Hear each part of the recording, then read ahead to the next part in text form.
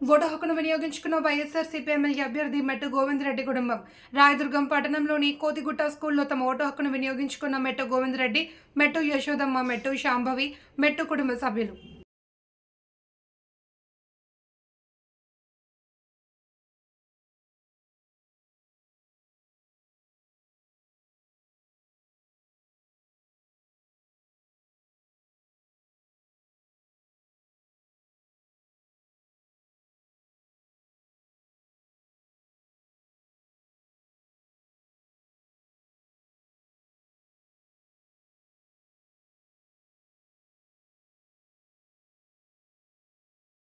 మీరు cell phone ఇక్కడ పెట్టేస్తాను.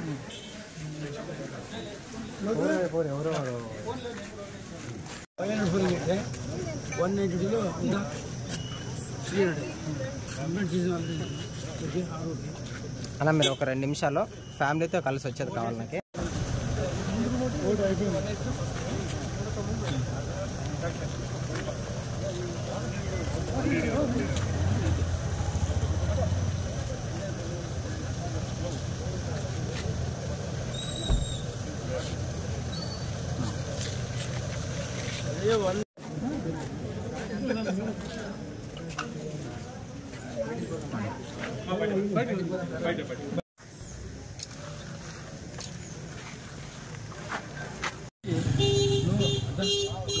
పక్కన 191 ఇంకా 213 వచ్చి అక్కడ ఒక ఆయన రామాంజనేయ ఆఫీసర్ ఆయన కన్నుకలు చాలా స్లోగా తెలుసు కాబట్టి ఆల్రెడీ ఆరోగ్య కంప్లైంట్ జరిగింది.